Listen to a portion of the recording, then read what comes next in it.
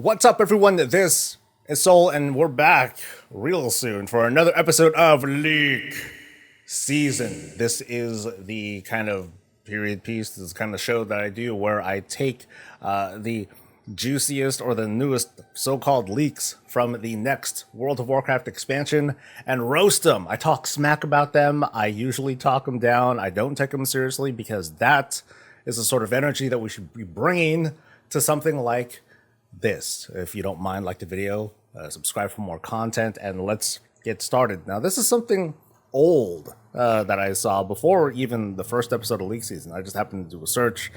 This thing just kind of popped up. So we're going to take a look at this, and as well as like 5 or 6 that we're going to be looking at today. So use the navigation to go where you want to go. Let's start with Syndicate, the 11.0 WoW expansion. Now, since this is coming out in May, so this was like a little bit after Season 2 had begun. So we're going to see some probably old, weird information. Let's go. The next expansion is set in the kingdom of Alterac, which was finally rebuilt and established itself as a local power. Now, since the events of Dragonflight, the Horde has all but disbanded due to mistrust, leaving the Horde with only Orgrimmar, the Dark Spirit tribe, and the Mag'har. With no backstory on how that happened. Because of Turalian's increased zealotry since the return of Xera, who apparently is back, the alliance has been reduced to the Stormwind, Khazmodan, and the Lightborn and Lightforged. For the purposes of gameplay, factions are still intact and operate the same way they do in Dragonflight. With the major factions weakened, the criminal kingdom of Alterac has begun to encroach upon the rest of Lordaeron, and only the heroes of Azeroth have answered the call to put a stop to the Syndicate. So only the Titan-slaying, old god-killing dudes of Azeroth are the ones that answer the call to take down a local threat. The Blood Elves, who are like, yeah, y'all can just decimate yourselves down there, they're going to answer the call to stop the Syndicate, not the fractured, not nearby Gilneas. Gilneas is like, that's too far. Can't hang, not gonna do it. Anyway, Alterac is the new continent. Alterac is the new continent. There are now 2 maps of Azeroth, pre-time skip and post-time skip. Joining the Dragon Isles, Alterac is the first part of the old world to be introduced in modern times. Alterac is much larger than we've seen before, rivaling pretty much any old continent in size. The Syndicate is only dealt with in 11.0. Each patch will be relatively self-contained, with future stories involving the Kirin Tor and Dalaran, and eventually even the story of Alterac Valley, because it's part of Alterac. There are 6 new zones. Alterac City, which is its own frickin' zone. The seat of the Syndicate is a crime-ridden city with a dense sewer network controlled by rebel forces seeking to reform the kingdom towards good. So the crime is on the surface. The people that want order are like living in the sewers and stuff. Okay, Daggermask Pines is a frozen forest controlled by the Argus Wake on the Argus Wake on the surface, and the Crushwitch Ogres on its subterranean cave system. I think Argus, and I think something totally different. Maybe I'm wrong here. Broad Plains are the war-torn rocky remains of Terran Mill and its surrounding area. So, maybe my geography history is bad. So South Shore was originally a part of Alterac, I guess? Maybe? Airy Peak, which apparently is also has always been a part of Alterac, maybe. It's haunted by ghosts and the few who remain in Skolamans.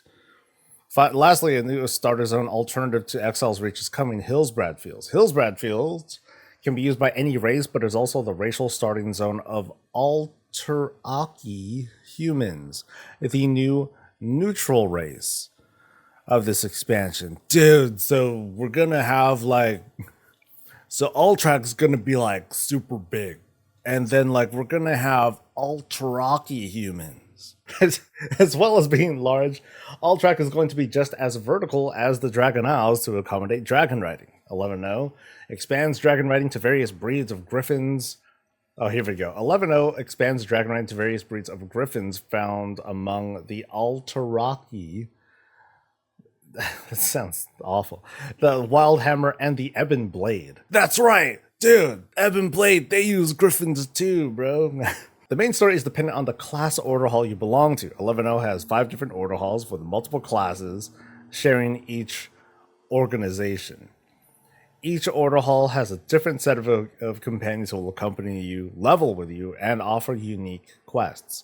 Players will have to make tough choices on their quests, some of which may please or upset their companions. Oh god, no. While on the story of the expansion is set, the story your character takes up to you, most companions will be available for romance. You know, it's not like I'm dismissing, oh my god, romancing characters, that's so stupid. But I'm just thinking of it in the context of WoW. And remember, this came out in May. So this is like while Baldur's Gate was still in like early access. So we can't use that line, but we sort of can.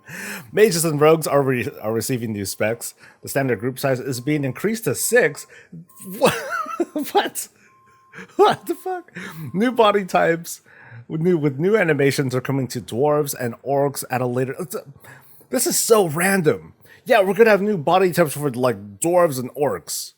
Just boom, there you go. The Dragon Isles is the new default 10 through 50 experience. That makes sense to me. With 50 to 60. Bro, dude, we're at like 60 now. Are you saying that there's not going to be like a level 70? There's the max level's not going out? Hearthstone is being integrated into WoW. No big deal. No big deal. Hearthstone's being integrated into WoW.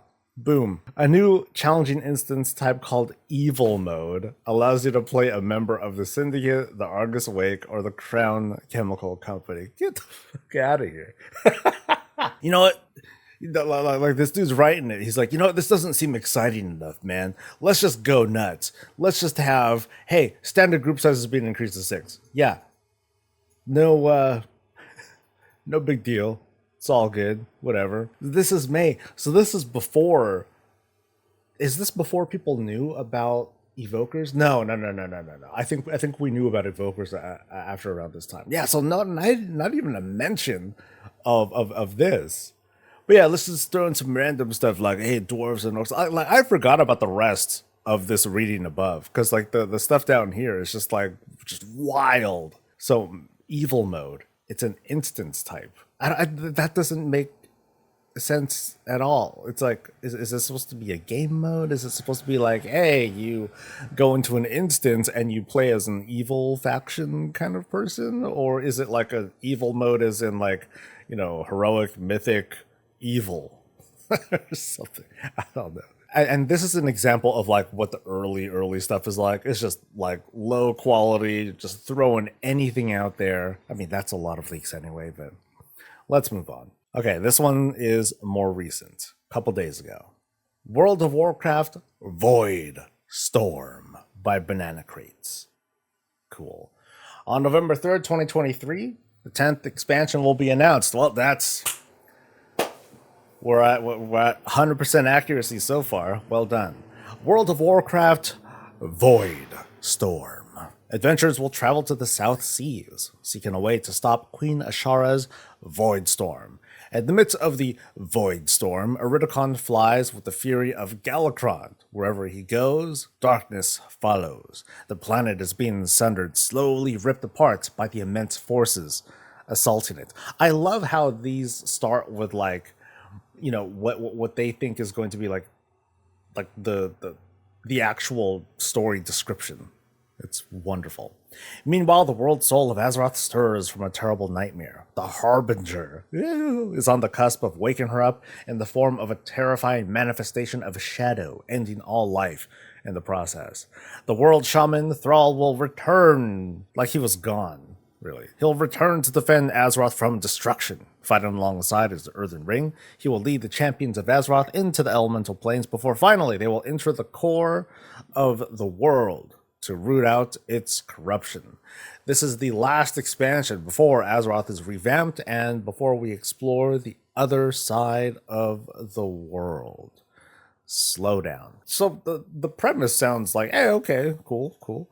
But then saying it, wording it like this, like he's returning to defend Azeroth from destruction. It's like, what's he doing in Dragonflight right now? Not returned? He's like there already. He's like chilling somewhere. I don't know exactly where. I don't think anyone knows at the moment. But he's doing a thing. You know, he's helping out Orgrimmar. He's, I don't know, helping city planning or something like that. So he's there. So this seems like sudden. All right, zones. The zones of Voidstorm form a large archipelago southeast of Kalimdor. You know what southeast of Kalimdor? Pandaria. But I guess this is between, you know, Kalimdor and Pandaria. All right. Due to large distances between the larger islands, you'll have to travel seamlessly between zones by ship. There are no loading screens, so you'll sometimes catch some interesting sights as you travel. The updated version of dragon riding will work on the islands. The updated version of dragon riding? Okay. But it'll come with limitations that make flying more challenging and a lot riskier until you've explored all of it. Yeah, I'm not convinced by the whole ship. So it's like all the ship really is just a glorified loading screen. Very exciting. All right, so zones. We've got the Undermine, a large subterranean zone accessed by sailing to Kazan. This is the northernmost island. The goblins who run this place have sought the aid of those who'd like to make a hefty sum and risk their lives in the process. Fun. Tel Abyb, a tropical island filled with sandy beaches and lush jungles. You'll find that to the south of Undermine. While it looks idyllic, this island hides dark secrets within and bananas. Oh, I love that. He's trying to be... This dude, sorry, I'm very sexist. I believe that anyone who's making these leaks, they're all guys. He's trying to be cheeky. Oh, and bananas. Very cute. Hiji, the stronghold of the blood-sailed buccaneers, sometimes referred to as Plunder Isle, located in the eastern part of the archipelago. They might as well just call it Plunder Isle then. Why not just... Anyway. Lately, pirates from all over Azeroth have been gathering here at the request of one Night Squall. This was once a picturesque paradise, famous for its snow-capped mountains, tranquil koi-fish ponds, and beautifully arranged gardens. And now, it's the freebooter's paradise. But some say you can still catch a glimpse of a mermaid in the surf at dusk if you watch closely. These are actually not bad descriptions. You know, I can kind of picture some of this stuff. An unnamed underwater zone. It doesn't have a name because I haven't thought of it yet. The remnants of a group of islands destroyed by the Cataclysm, formerly the home of the Darkspirit tribe. They now appear more like sharp cliffs jutting out of the sea. The zone itself is mostly below water, descending from the surface all the way to the bottom. It is now home to the Naga. Partially submerged, you'll find the Lost Titan facility of Uldaz in this location. I don't recall off the top of my head, but what, you know, isn't Tierhold doesn't that have a name too? Or, you know, the area around Tierhold and the halls of Infusion or whatever, isn't that given a name? I'm not sure. Maybe I'm wrong about that. There's Koresh, the broken remnants of a world once inhabited by those we call ethereals. This zone will become accessible in a later patch. See, let me get to the last zone first. And then unnamed islands. There are lots of smaller islands to be found at sea. These are sometimes procedurally generated and part of an endgame gameplay system. Yay, island expeditions are coming back. So let me talk about real quick about this Koresh thing. This is a screw up in part of the leaker, dude. You never ever talk about what happens after launch. Never. That's bad. That, to me, that's like, this thing's full of red flags, but this is like a different sort of red flag that tells me no, they don't talk about stuff afterwards pretty much ever. So main gameplay features. Dragon riding returns, but your mounts will work both in the air and underwater. You'll have to unlock it gradually. Yeah, you know, this dude was talking about like how these things would eventually be unlocked, I think.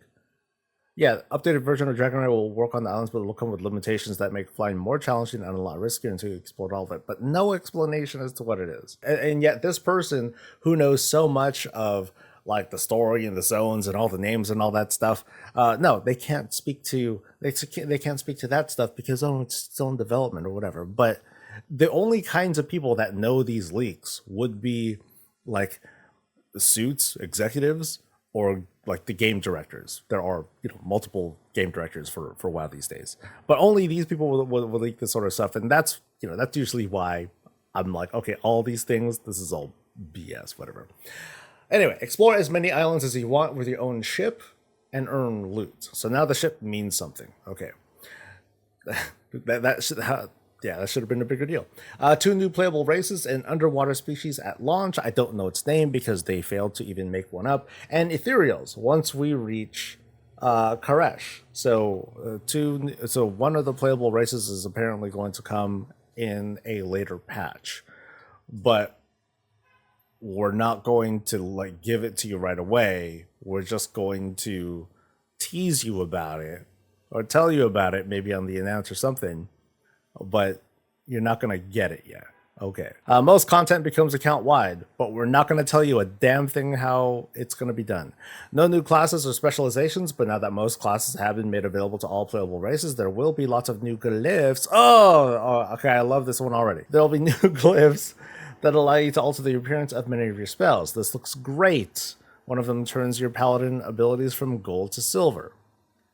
That doesn't sound very exciting, but I like that. That sounds kind of cool.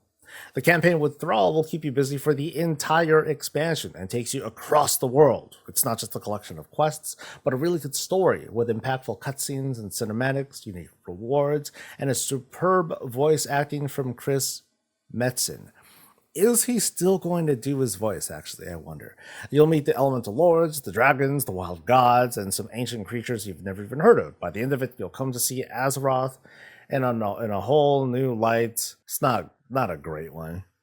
I like the glyph thing. It's like nice try with the zones, but like this person also was like, okay, I can't do enough research to like come up with a good name, so I'll just say, oh, we haven't figured out a name yet. Someone in chat's commented real quick. Actually, I think we'll be getting an account-wide reputation and currency next expansion.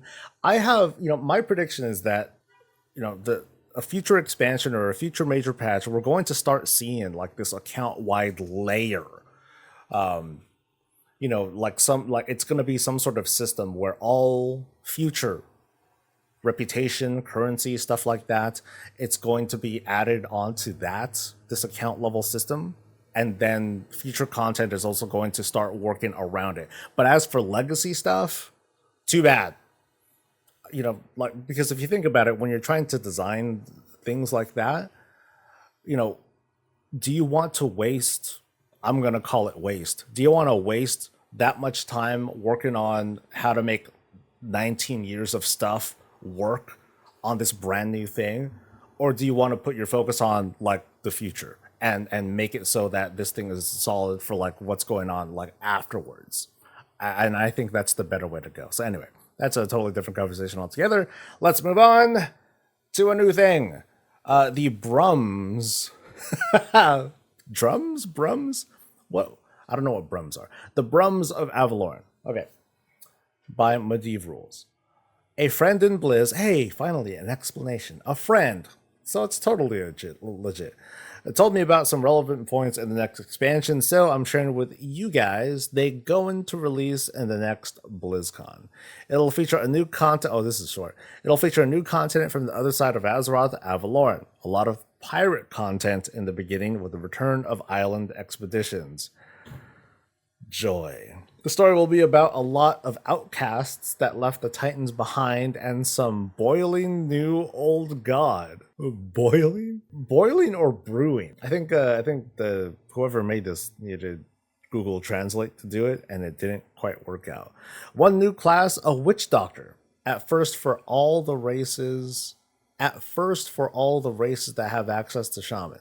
Two new races at first, the Jinyu for the ally and the Hosen for the horde. Oh, wow. Why are we going backwards to like those guys?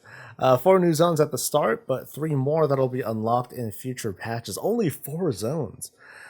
We have a lot of contact with Ogre and Vrykul tribes, potential new races later, account-wide reputations together with renown for the account, crafting system going to be expanded with a lot of cosmetics, potential release during summer 2024. Okay, the 2024, that's the most feasible thing out of all of this. Oh, I'm sorry. It's a potential release. I'm sorry. That's like a totally different thing from release. It's a release. Yeah. So sorry about that. Low effort, man. Low effort. Like okay, no branching out, no trying to like get people excited for like the new thing. It's like, oh wow, witch doctor, what is this about? But not a word on like what's going on and how a witch doctor is supposed to be all that different from a shaman, or is it like a witch doctor that's going to have that look and feel that's like sort of like Diablo 3? And if it is like Diablo 3, that'd be awesome because witch doctors in Diablo 3 I think are pretty darn dope. Yeah, only 4 new zones. This doesn't sound exciting to me, right? It doesn't sound like something that pulls me in and makes me be like, ooh, I want to check that out. And now we have Titan oh, this is good. Oh, look at this. He has build numbers and everything. Oh, that's so good. Okay, so Titan expansion, internal parentheses, WoW dev 11.0.0.1025. It's so official. It's so official. From Niles. Oh, this dude posted a lot of stuff. I wonder if he was just trying to back up his. Oh, this is long. Was he trying to back up his post? Okay, so working title: Destiny of Sargeras. Oh, there's a lot of stuff. So let's go. Narrative direction. Sorry about the silence, by the way. After the unfortunate redirection from the original plan and subsequent failure to garner praise for their. Oh, okay. This is already like full of shit. Like they. This is the kind. So there are kinds of leakers out there, right? Sorry for interrupting, but I just immediately need to talk smack. When you lead off with this, with something like this leaker is they're actually less interested in trying to sell us a convincing story, and they're trying to make the point that they know better, that this person knows better, and that the WoW team is just bad. And regardless of your opinion, hey, feel free to share whatever your opinion is, but then when you use a leak to say it, it just comes off as like hella cringe because of this whole projection thing. Anyway, the narrative team has taken some time to brainstorm ways they can turn things around and recontextualize Shadowlands in a way that is more approachable and without resorting to a complete retcon. This is said to be achieved by keeping things relatively simple and to the point and more rooted in familiar lore themes, with a respectable twist on the story so far that enlists the lore expertise of Chris Metzen. The lore expertise of Chris Metzen. Now, not to say that he doesn't know his stuff, but he's been gone for a while. They're taking a step back to look at the praise of Legion, all through to the criticism of Battle for Azeroth and Shadowlands. From there, attempting to go in a direction more akin to Chris's vision. Dragonflight is supposed to address the Night Elf dilemma from BFA, especially with Tyrande, the Night Elves, and the Emerald Dream. In DOS, which is a working title, we'll be delving into the secrets of the past with the Titan Pantheon, Sargeras, Azeroth, the Twisting Nether, Denathrius, and the Dreadlords. Included will be, quote, new characters to contend with into the foreseeable future, such as Oblivion as an entity, the Constellar Tribunal, Moonloa Vol'jin, Lightwalker Tyrion, Varian the Undying Soul. Also, many returning characters will be getting some attention, such as Thrall, Andrew, and Garona, Medivh, Khadgar, and Madan, with a Metzen reimagined backstory. Oh man, so this is a leak from like a total lore head. Oh boy, super fan fiction alert. Let's freaking go. So basic story. Much of what we know about Sargeras is true, but a few details have been rightfully distorted in all Titanic literature. The Titans wanted to downplay Sargeras after his fall to make him seem more fearful and unintelligent than he actually is, hoping that they could stop him from garnering any sympathy to his cause, nearly dying permanently to try and undo his bid for destruction. The Lord will deal specifically with his real motivations for destroying all life, even beyond his hatred of the cosmic void force. From his fall, Sargeras was anointed by Oblivion to wipe out all things in existence and to bring about the seventh force of uncreation. This is more like an antithesis to the entire Warcraft multiverse rather than an actual force wishing to foment the eternal quiet. Oh boy, this dude's coming up with everything. Due to the vibrant frequencies emitted from the birth of creation, Oblivion has sought to filter out the sounds of the first ones until existence has been converted into an opposite frequency without sentience, where all of creation will be a nightmare of its former self. This dude is trying to like make a better jailer, sort of. High level entity, the big bad behind the big bad, and be like, yes, I am gonna do it right. Okay. Sargeras wants nothing more than to ascend to uncreation and be with Oblivion. They want to hook up, and they want to create a mirror realm that is basically a backward existence made in her image, because of course it's a girl.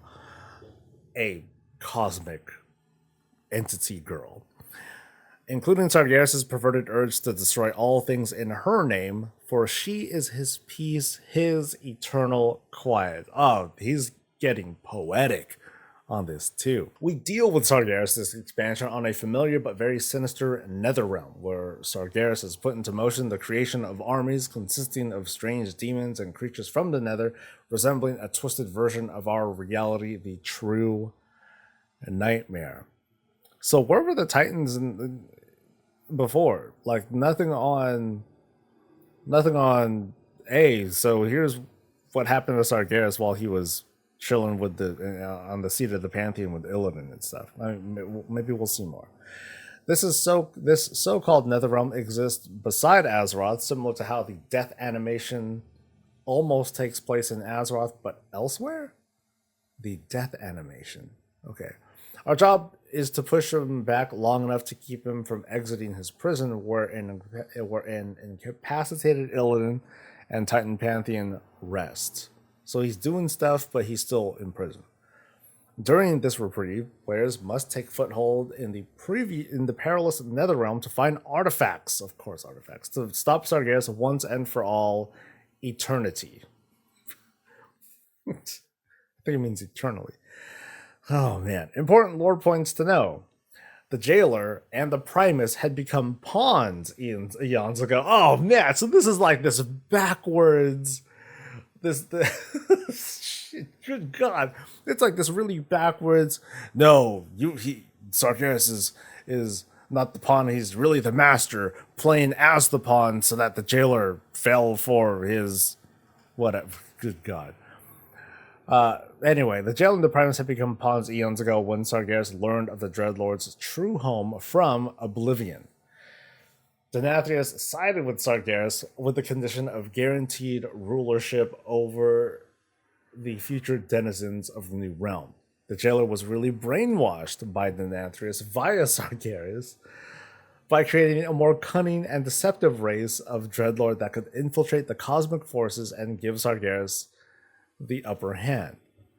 When the Jailer broke into the sepulchre of the first ones, it was really Sargeras accessing the information mega network needed to undetectably transfer the locations of every cosmic force into his mind to be received during his imprisonment. Wow, this is just...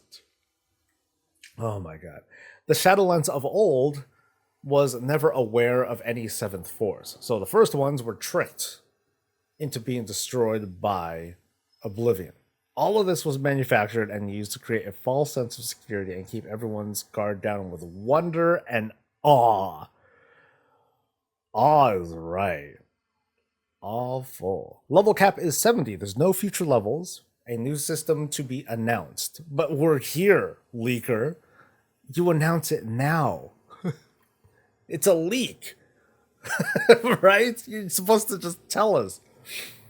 Something, quote, technically expansion specific instead. There's no more power through raw levels anymore. Gear and talents will solely fill that role now. Not to waste time with squishes, each expansion will begin with the same item level gear and end on roughly the same track of numerical growth. I'm not familiar with Guild Wars 2, but it sounds like something like that. Basically, all gear from future expansions will be coded to scale down when those expansions end, returning your gear to a lower base item level, about 250 item level. However, all expansion zones, raids, and dungeons labels as past, or they should just say legacy. Why don't you just use existing terms, Leaker? Legacy by the service will now be automatically set to give players sensible damage modifiers. This is to account for the loss of item level gains and to make old content consistently trivial without needing to code it in manually again and again. When an expansion comes to an end, you can expect all PvE enemies to be less challenging that same day, getting only slightly easier as time goes by to avoid unforeseen consequences to the game as a whole. Not a big fan of like the whole, hey, let's stop gaining levels.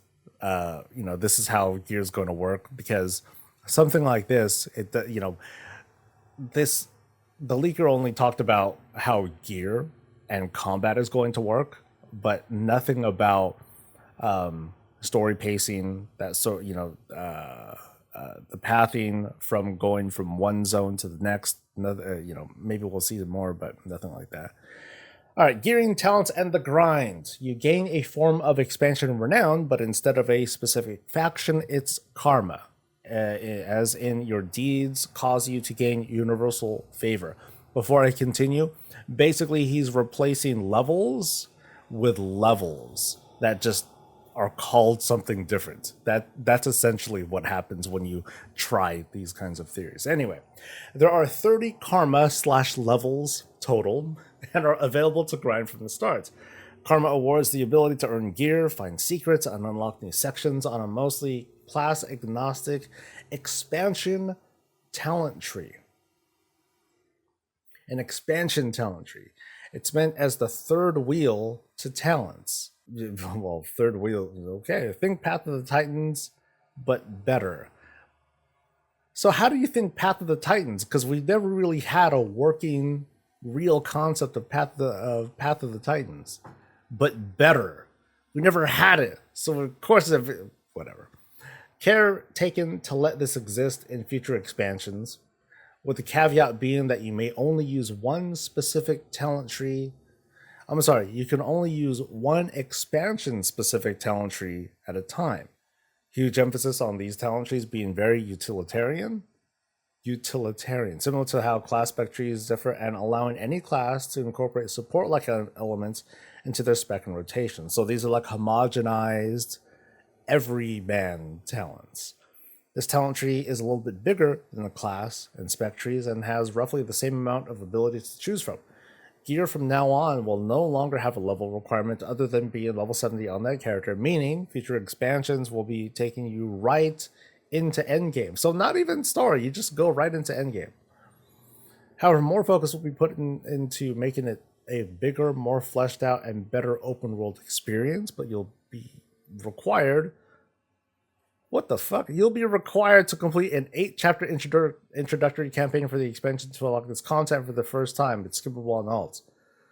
From there, all quest content is technically an option with 6 zones and 8 chapters each, but it will give players very lucrative rewards for their time. So I'm trying to understand this. So this dude took out leveling, but he replaced it with an obligatory campaign that you do once on the account, and then you don't have to do it with other folks, or you don't have to do it with other characters. This is weird, because I think of talent trees and the way that this person is describing it, they want to have expansion specific talent trees and stuff like that. Like, it seems just so much more simple to retain the talent system that we have right now, but then have like maybe certain talents that are cool not exactly be expansion specific, but just make them into like choice nodes. It's like, okay, here's a couple choice nodes that we have here in Dragonflight, and then in the next expansion, there's not going to be like maybe like a straight up bigger talent tree, but there might be more choices in these choice nodes, or they add choice nodes, so that way you still make the same number of choices, but you just have a lot more to choose from. That'd be like a way to, suit horizontal sort of progression. Anyway, moving on to questing. Quests will now be what you discover in endgame pillar, but from the get-go, and much more quest content overall. Think of the Argus Zone content meets the Mage Tower, but in multiple campaigns containing sensibly difficult mechanics and scaled mostly for the solo player in mind. Included is story mode to let casual players experience lore beats with tutorial-esque vibes, and a heroic mode with personal mechanics. The system has its group size limited to a max of 3. It cannot be initiated beyond, and anyone outside that group effectively cannot assist that group in any way, shape, or form via dual rules. It would be similar to the Legion artifact acquisition scenarios and class campaigns, with mechanics dialed accordingly, giving a use to the many utility abilities that many players tend to ignore while questing. So you're going to have harder content with group sizes that are limited to 3, but and it's meant to utilize like class kits. Yeah, this sounds like mythic scenarios, but they have to be tailored for like whoever happens to show up, because this dude's trying to claim that it's going to use utility abilities. So this is just wants tougher outdoor content. There will be secrets and treasures to look out for, many being out of reach, and requiring you to return to certain points in a campaign via wayfinding. In doing so, you'll use abilities unlocked through another talent tree-like interface, similar to Soulbinds, but no player power. It's just fun utilities or novel abilities specific to the open world in that expansion. Think garrison abilities, Titanic research, or tower knowledge, or I don't know, the expedition stuff that we have like right now.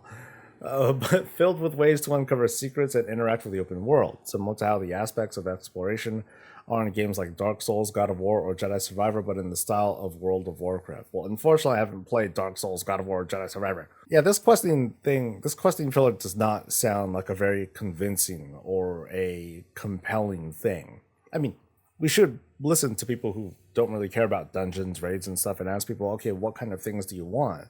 But I'd say, like, this sort of challenge is not what people want. So it's scaled mostly for the solo player in mind, but there seems to be like this emphasis on group related stuff, and that's going to piss off them solo players anyway.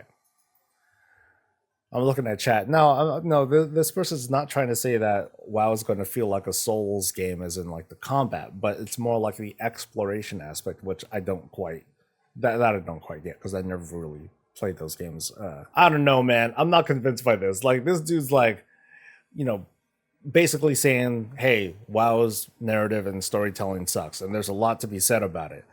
But then he's like, all right, cool. So here's my version of what's going to be like a great expansion. And I'm looking at this and I'm like, this is wild. Like, he's basically saying, hey, WoW can't do like the big bad story right.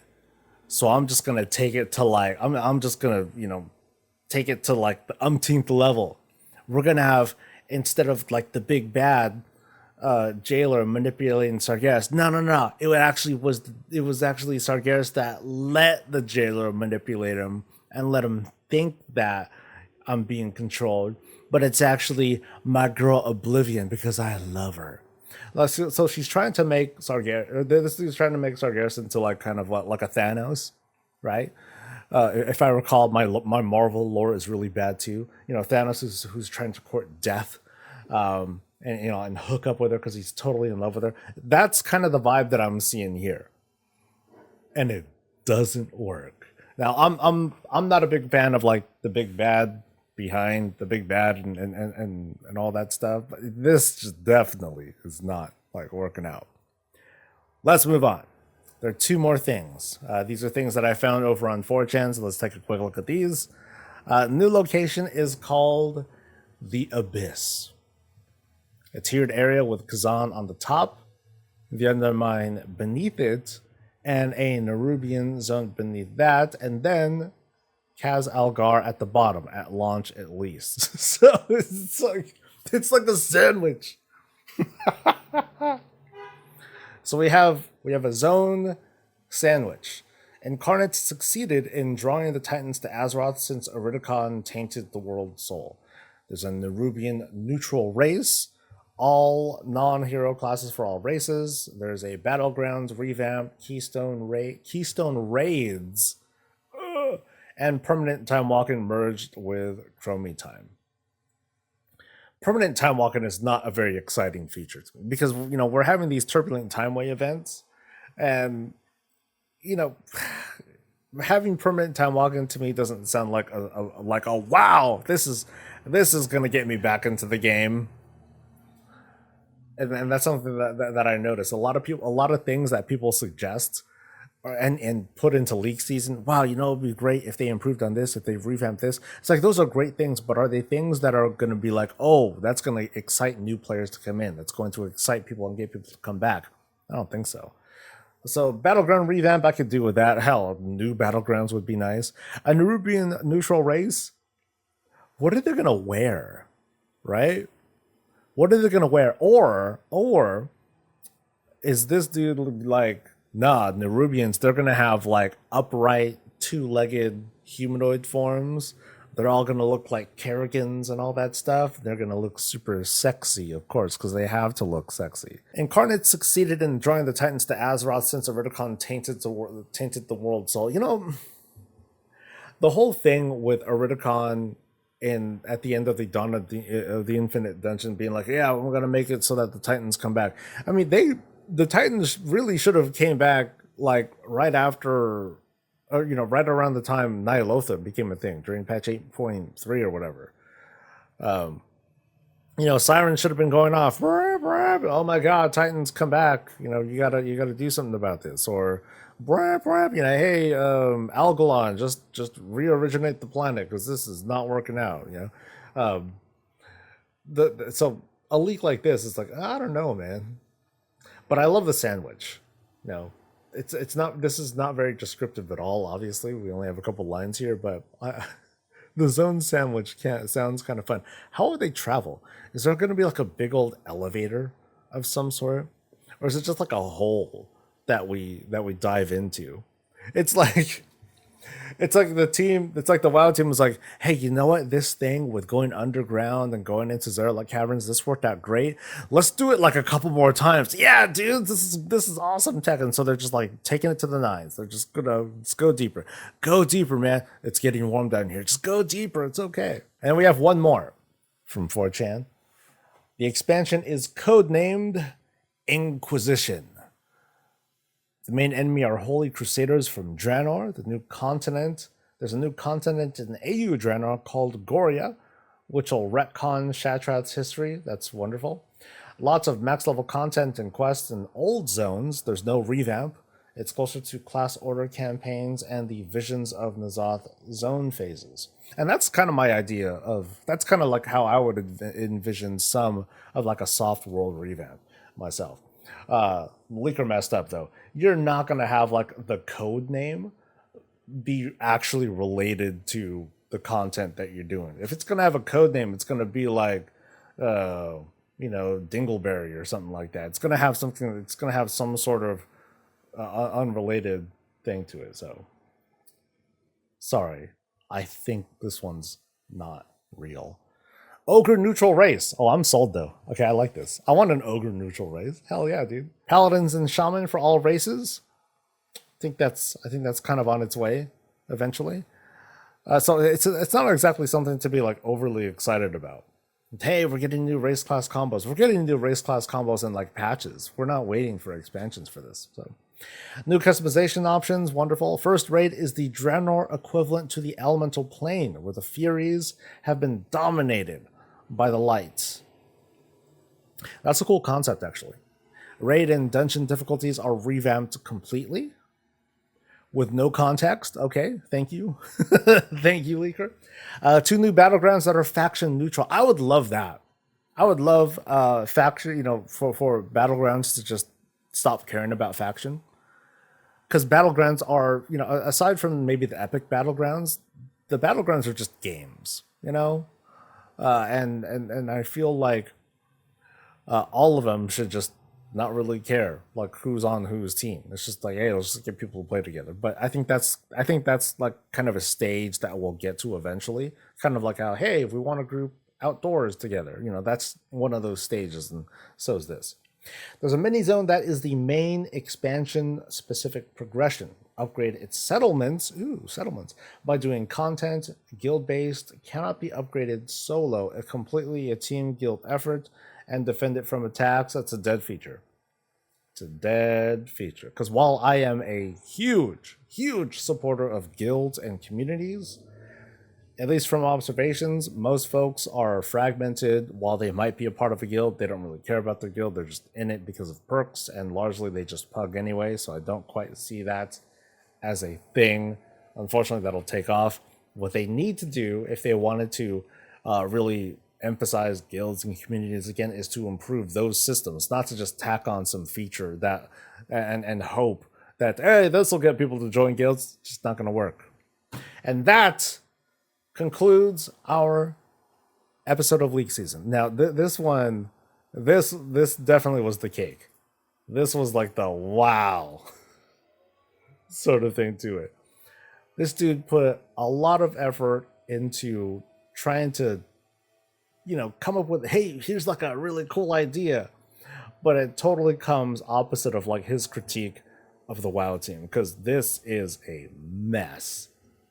This is such a mess. It's so bloated, it's so heavy, but it still happens to be the best one of them all for today's episode. So that's going to be it for me. What was your favorite? What was your cringiest moment? Which is like a lot of it.